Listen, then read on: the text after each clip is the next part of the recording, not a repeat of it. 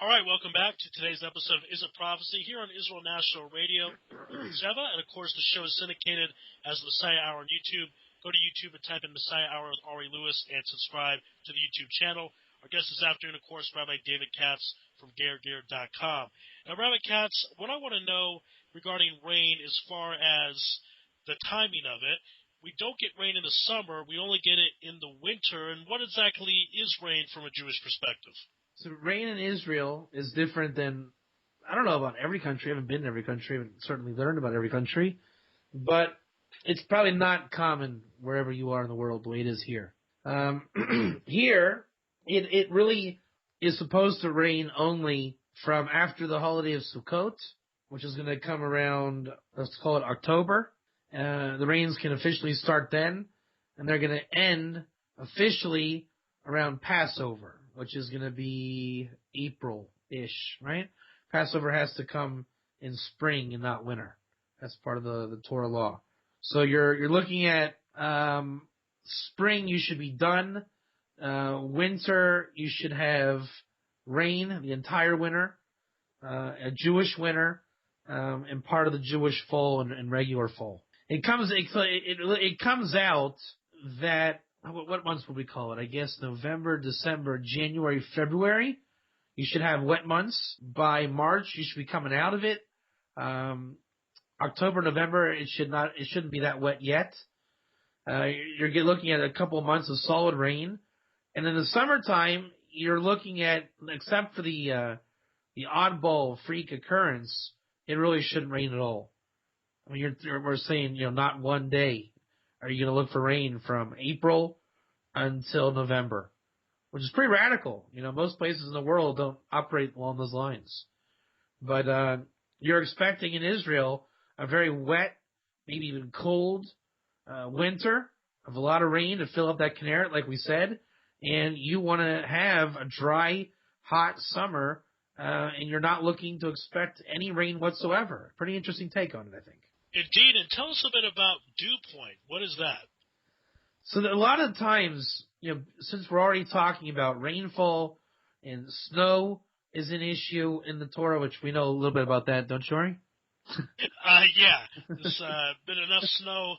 I said this on Facebook. The last 14 months, I've seen more snow than in 24 years in Phoenix. That's what I'm saying. It's a bit odd. We had about, I think, a foot came down last day and a half. So, but for that reason, snow is it's a specific topic in the Torah, and all the precipitation and weather, winds and storms and fire, is a very big theme in the Tanakh. And one point King David makes a big point of is the dew of the Hermon and the dew of Zion, right? Tal Hermon, Tal Zion. Maybe a lot of you out there have heard of the concept of Tal Zion. So I wanted to know in my own research, why, this is kind of an educational part of the show, I guess. Why does King David make a point about dew? Right? Do we even know what dew is? Right? So I researched this. Get this. You might like this, Eric. The dew point, and again, I don't know the exact details, so don't quiz me on this or grill me, but the basic point that we want to express here is there's something called the dew point.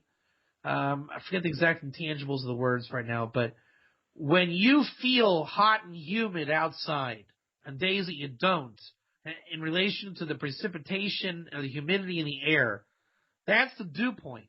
So I think what they say is you view it versus, like, let's say a big mug versus a shot glass. So if the humidity is, let's say, 100%, 80%, but you're dealing with a shot glass, right? Like in the middle of winter, right? It's not hot and muggy. It's wet air, but it's not, it's not going to be actual moisture. So the dew point then would be, again, I forget how it works, but it ends up being you're not going to get that much humidity, right? It's the point where the moisture boils over, so to speak, and makes the ground wet.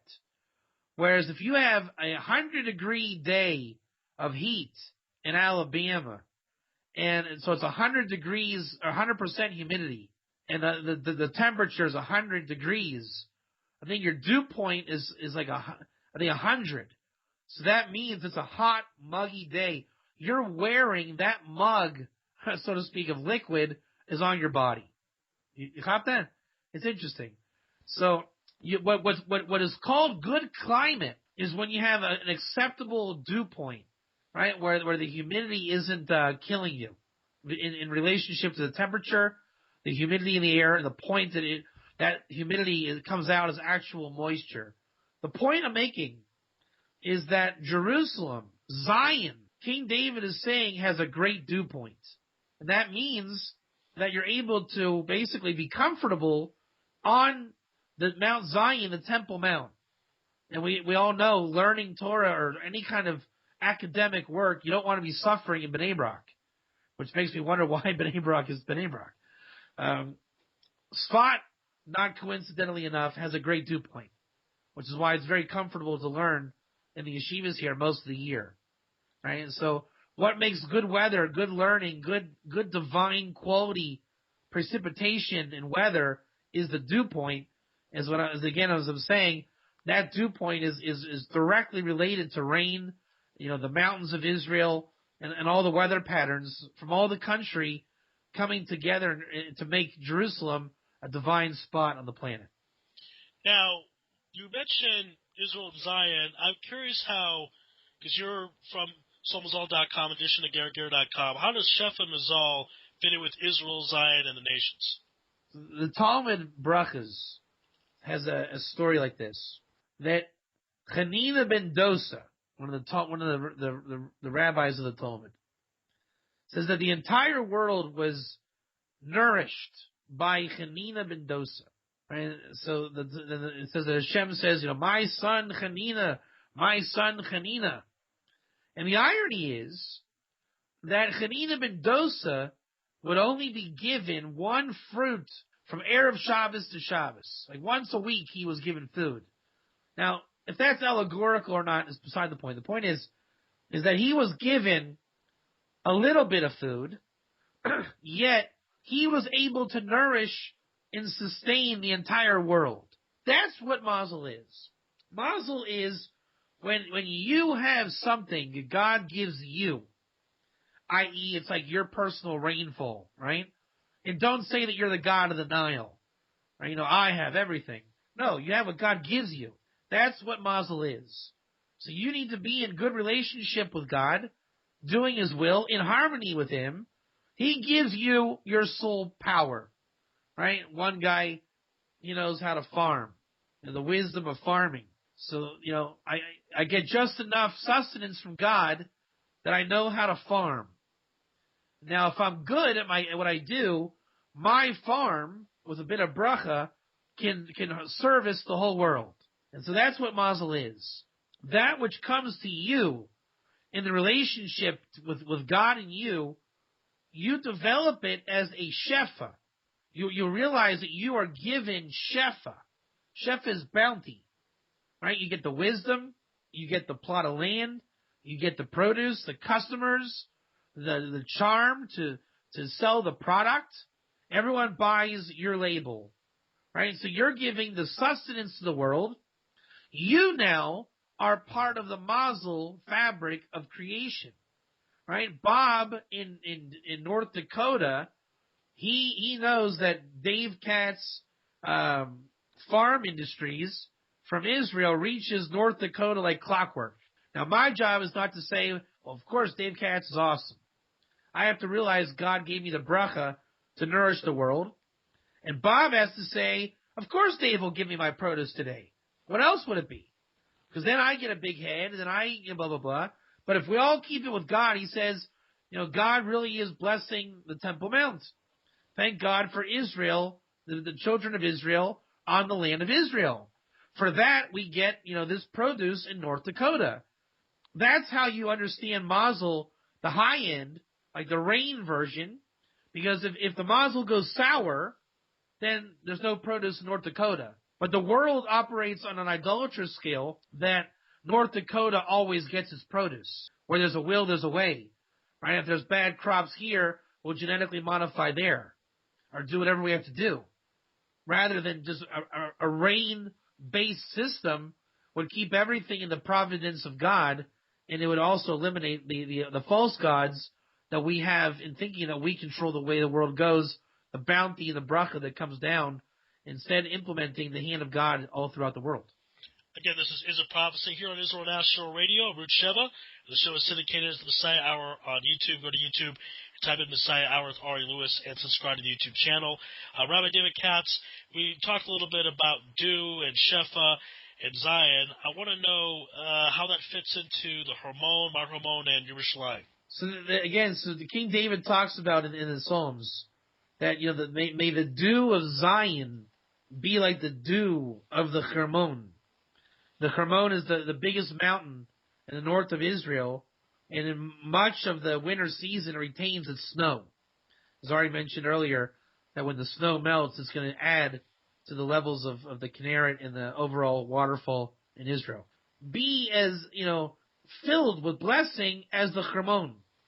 So that which is, almost year-round snow on a high mountain, which again, that's pure shefa, it's pure goodness. Let Zion receive that kind of bounty. Right? Imagine if Jerusalem were to receive the type of bounty that the Hermon receives in snow, in terms of wealth, in terms of spirituality, divine quality. That's what Jerusalem is, all year round. We just lack the vessels to identify the real Jerusalem. Right? We think Jerusalem, unfortunately, is from an idolatrous position. Right? Mashiach is going to come, floating like some savior with Michael and a harp, like some kind of Jesus image. Judaism doesn't believe in that.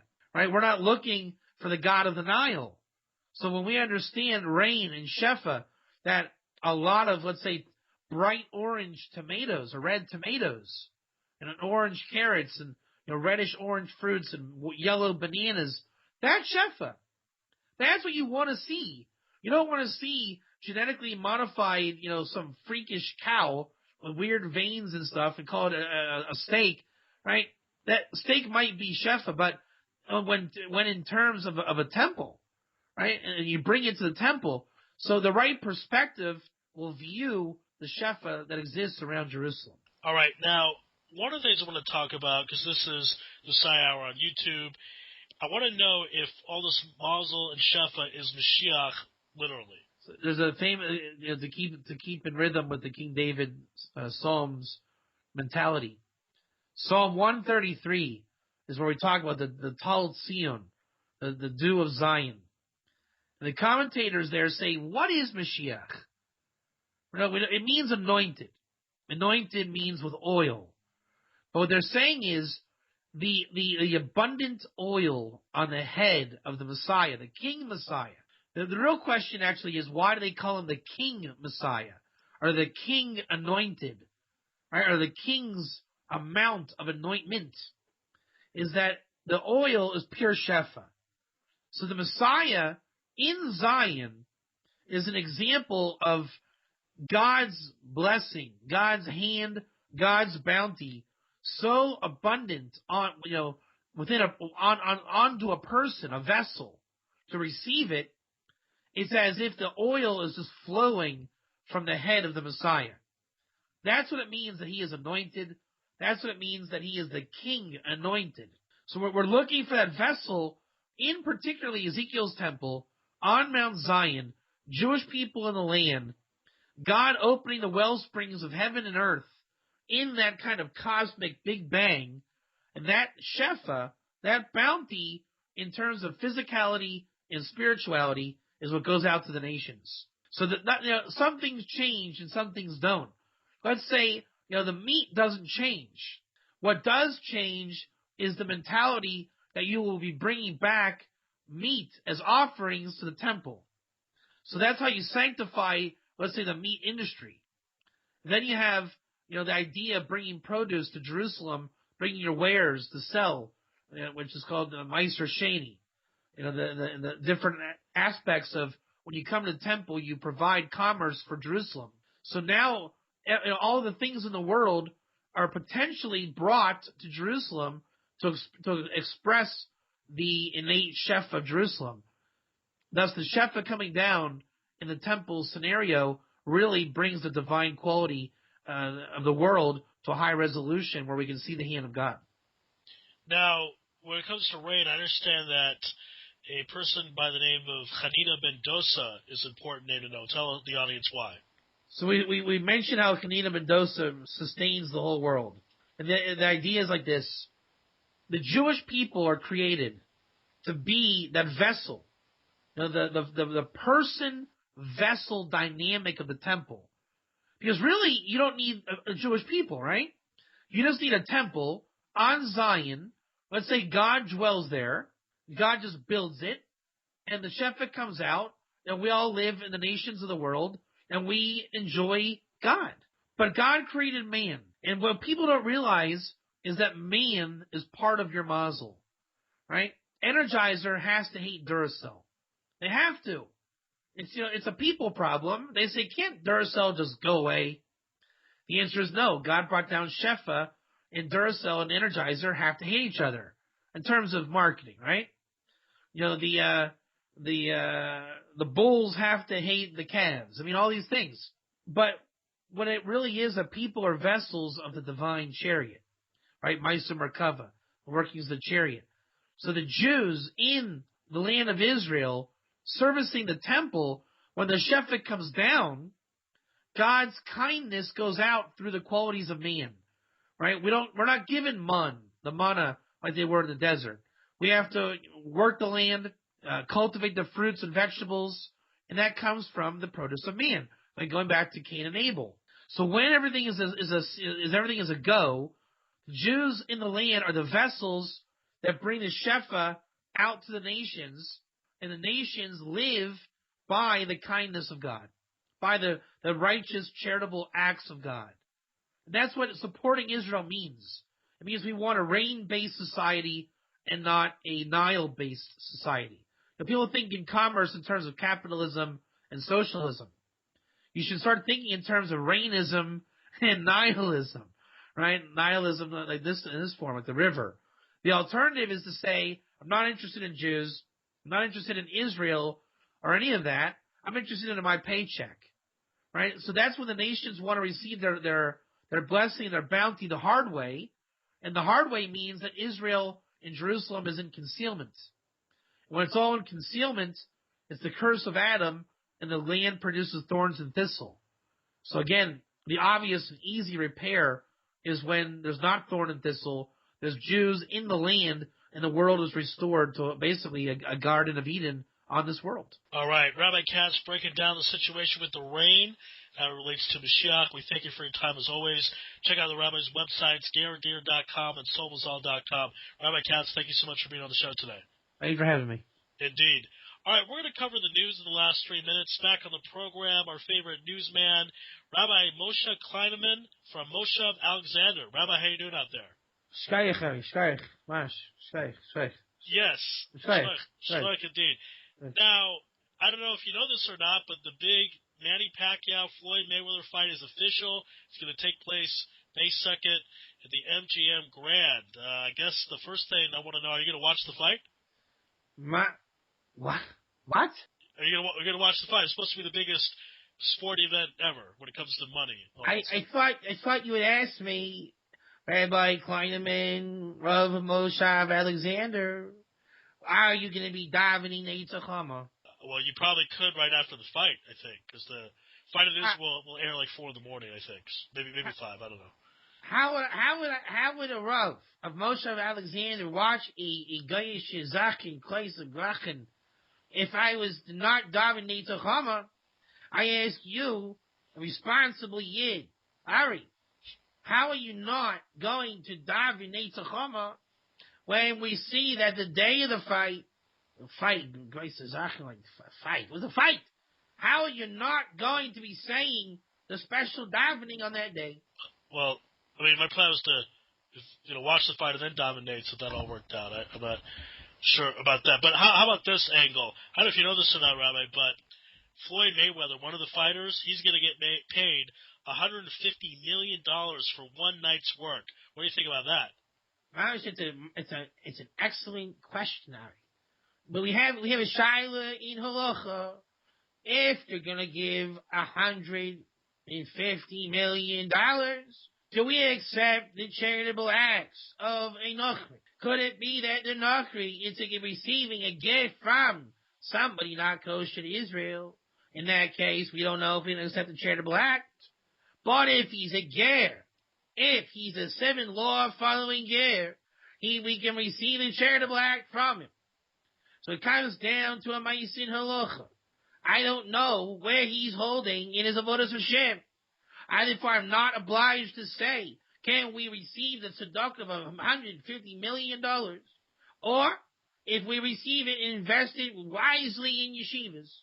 Right. I don't think he's going to be giving us the money. I just was more intrigued what you thought about that payday. And finally, Rabbi, I got to know, who's winning, Floyd Mayweather or Manny Pacquiao? There's a Maisa you don't know about me, Ari. We learn in Mesechus Yevamos, all the different Geises Achin in relationships. It comes out that my brother's wife was married to another guy's sister's cousin's girlfriend's friend, and in the halacha, that would constitute a chalitza. So therefore, the wedding never happened. We had to do another chalitza and this one on that one. The marriage came out that Jimmy Johnson, he was Shtickle Bucky in the Super Bowl in 1994, was a 57 50 something or other. The winner of the Super Bowl, Jimmy Johnson, I actually was his brother-in-law, third removed by a chalitza by his stepmother. So it came out that, but when the Super Bowl happened, he said that I was following because he's mishpacha, right? He's mishpacha, mamish.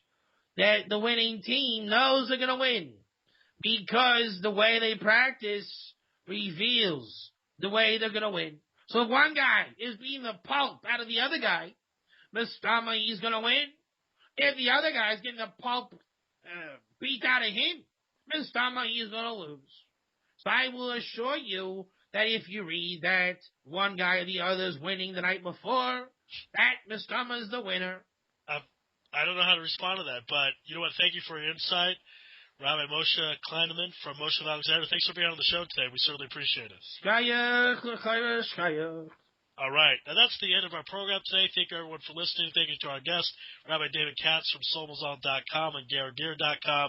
And thanks to Rabbi Moshe Kleineman from Moshe Alexander. Thank you all for listening. Check me out on YouTube. Type in Messiah Hour with Ari Louis. Subscribe to the YouTube channel. Email me, messiahhour@gmail.com. This is a Prophecy on IsraelNationalRadio.com.